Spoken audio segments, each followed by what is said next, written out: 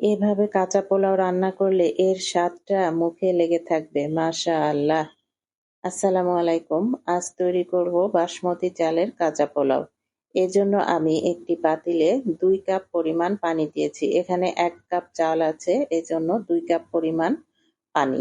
পানির মধ্যে দিয়েছি কিছু গরম মসলা, কাঁচা মরিচ, ২ টেবিল চামচ গুঁড়া দুধ এবং পরিমাণ মতো লবণ।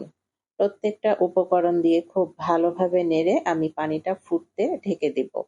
ঢাকা দিয়ে পানিটা ফুটে আসা পর্যন্ত অপেক্ষা করব। পানিটা যখন ফুটে আসবে ঠিক সেই পর্যায়ে এখানে দিব লেবুর রস।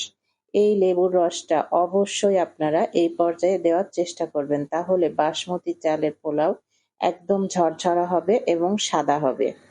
একটি চালের সাথে একটি চাল একদমই লেগে যাবে না। যখন পানিটা খুব ভালোভাবে ফুটে আসবে সেই পর্যায়ে এখানে দিয়ে দিব বাসমতি চাল। আমি চালটা আগে থেকেই আধা ঘন্টা আগে ভিজিয়ে রেখেছিলাম। দেখতেই পেরেছেন ভিজিয়ে রাখা চালটা আমি এই পানিটার মধ্যে দিয়ে দিয়েছি। পোলাও পছন্দ করে না আসলে এমন মানুষ খুঁজে পাওয়া কষ্ট, আরও সেটা যদি হয় বাসমতি চালের পোলাও।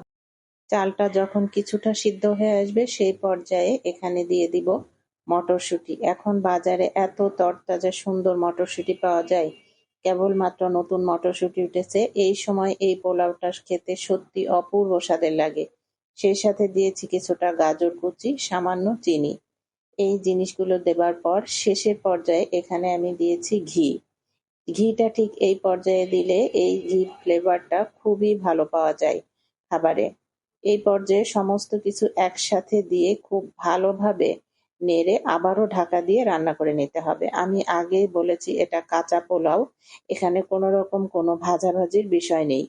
এইভাবে খুবই সহজ পদ্ধতিতে তৈরি করা যায় কাঁচা পোলাও। এই পোলাওয়ের টেস্টটা সত্যি আপনারা না খেলে বুঝবেন না, এবং রান্না করা খুবই সহজ। আমি চেষ্টা করেছি খুব সহজ পদ্ধতিতে এই রান্নাটা দেখানোর। বাচ্চা থেকে বড়, মুরগির রোস্ট বলেন কিংবা ঝাল গরুর মাংস অথবা খাসির মাংস, প্রত্যেকটা খাবারের সাথেই এই পোলাওটা অসম্ভব মজা লাগে। এই পোলাওটা রান্না করতে কোনো রকম কোনো বাড়তি ঝামেলা নাই। শুধুমাত্র কাঁচা পানির মধ্যে সমস্ত মশলা একসাথে দিয়ে আমার দেখানো পদ্ধতিতে আশা করি আপনারা এই পোলাওটা একবার হলেও ট্রাই করে দেখবেন। খুবই সহজ পদ্ধতিতে রান্নাটা আমি চেষ্টা করেছি আপনাদের সামনে উপস্থাপন করার। এই পোলাওটার বিশেষত্বই হলো এটা, একটা পোলাওর সাথে আরেকটা একদমই লাগবে না, একটা চালের সাথে একটা একদমই লাগবে না। খুবই ঝরঝরা এবং সুন্দর পোলাও তৈরি হয়ে যাবে। তৈরি হয়ে গেল খুবই ফ্লেভারফুল কাঁচা পোলাও। আশা করি আজকের রেসিপি ভালো লেগেছে।